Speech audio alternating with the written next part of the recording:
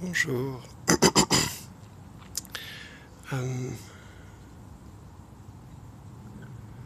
Quand on a mal au dos, qu'on s'est déboîté un truc, on peut aller chez le chiropracteur, chiropracteur, et il nous remet d'aplomb, il remet les os en place, et c'est à la fois efficace et un petit peu violent pour le corps. Ça peut évidemment, comme le corps est encore sous tension, ça peut faire déraper les os, les faire plus susceptibles de se sortir à nouveau. Et je dis pas que c'est mauvais, je dis que c'est très efficace et très rapide. Donc le plus vite c'est fait et tac tac, ça se déboîte, tac ça se reboîte, hop, ni vu ni connu.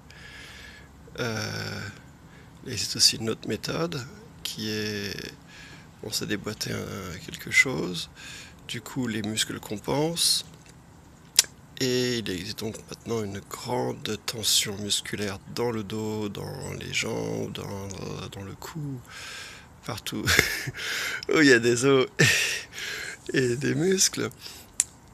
Et donc, on peut soit aller chez le chiropracteur et hop, il met ça en place, mais c'est sous très forte tension. Donc, ça va râper les os les uns contre les autres et donc les abîmer. Ou alors, on peut aller se faire un massage d'abord et après chez le chiropracteur, ou juste simplement le massage par lui-même peut nous remettre les os en place. Alors, pareillement, quand quelqu'un souffre de tristesse, de peur, de colère, euh, et il expose son problème, il peut arriver, et il m'est arrivé souvent, de vouloir résoudre le problème. C'est parfait, c'est facile, tu fais ci, ça, et hop, voilà ton problème résolu. Et donc la personne se retrouve sans problème, avec quand même le sentiment. Et donc il se dit, mais je suis un débile, etc. Donc ça crée le même trauma que chez le chiropracteur. C'est-à-dire que du coup, il a fait une blessure psychique, une blessure émotionnelle. Et maintenant, il en a une deuxième par-dessus, du choc d'avoir été guéri aussi rapidement et de manière un peu fulgurante et sans considération de la complexité des choses et que ça avait pu entraîner. Euh, Ça peut marcher, hein. Mais je crois qu'il est important aussi de réchauffer le muscle, de réchauffer le corps et l'endroit qui est sous tension, de le relaxer pour diminuer la tension. Et lorsqu'on remet les os, ça se remet à basse tension. Ça se remet tout seul en fait. On appuie le bout des doigts, hop, et ça se remet naturellement. Ça prend plus de temps. Et le temps, c'est de l'argent. Donc vous pouvez faire plein de pognon là-dedans, si vous y pensez de la bonne manière. Ou le temps, c'est de l'amour, de l'attention, de l'attention. Waouh, il y a des trucs à chercher là-dessous, l'attention. Et donc quand votre corps est sous tension et que vous le massez, que vous lui donnez de l'attention, il se relaxe. Soit vous le faites vous-même, soit c'est quelqu'un d'autre qui vous le fait. Et donc pareillement, quand vous avez des mots émotionnels, des mots psychiques, des ordres mentaux, etc., des idées qui partent dans tous les sens, ou ça tombe pas rond là-haut, plutôt que d'avoir quelqu'un qui vous donne la réponse, que vous avez déjà, mais bon, qui vous donne la réponse, le fait d'être accepté comme vous êtes fait que le mal n'a plus d'influence sur nous, puisque ça ne fait aucune différence si l'on est triste ou pas, puisqu'on est aimé de la même manière, alors c'est sans effet. Et la chose n'a plus d'intérêt, n'a plus de valeur, n'a plus de... C'est comme un jeu qui ne marche plus, quoi. Donc je pense que ça c'est important de voir. Et vous inquiétez pas, il y aura pendant un sacré bout de temps, il y aura des gens qui viendront avec des problèmes et vous aurez enfin le choix à nouveau et sans cesse répété de pouvoir soit les aimer tels qu'ils sont jusqu'à ce que vous les sentez prêts à être capables de désireux même de savoir quoi faire et peut-être qu'à ce moment-là c'est déjà guéri, mais à ce moment-là donc vous pouvez leur expliquer la théorie et tout ça. Mais je crois que la pratique ça serait l'écoute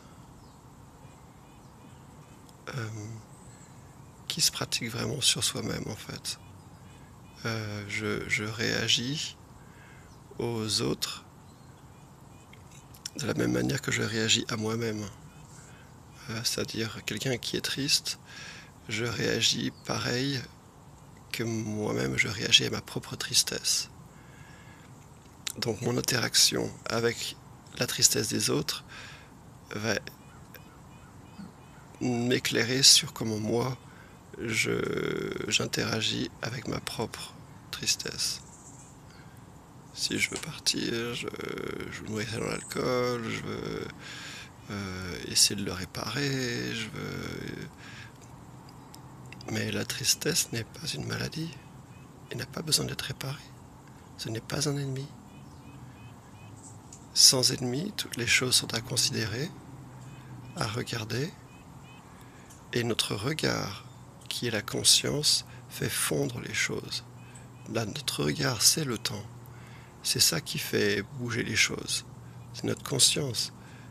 Et donc pour des choses qui sont psychologiques et émotionnelles, c'est extrêmement puissant et ça peut les dissoudre assez rapidement en les sentant. Ce n'est pas une maladie que de sentir la tristesse, la douleur, oui, la colère, la peur. C'est au contraire la guérison. C'est la guérison en fait. C'est la médecine. C'est la médecine que vous buvez. La médecine a un mauvais goût, je vous l'accorde.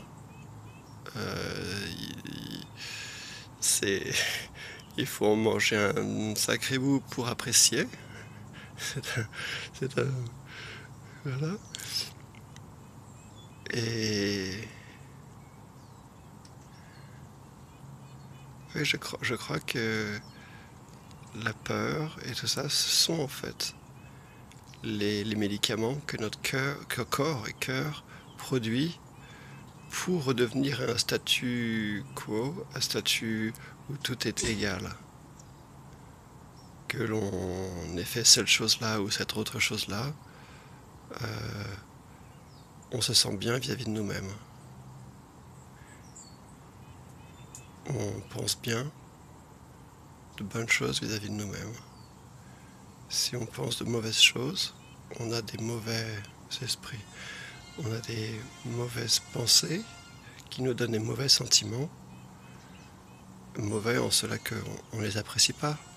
On ne leur donne pas leur bon prix. Toujours on gagne à cette loterie. Toujours on est les gagnants. Mais qui saura donner le bon prix? Qui saura dire quelle valeur à chaque instant? Ah non, c'est vraiment trop nul, c'est vraiment trop nul. Qui dit? Qui dit? La société? Qui dit que c'est la société? Qui dit? Abracadabra, nous créons en parlant. Je crée au fur et à mesure que je parle. Prends conscience de tes paroles.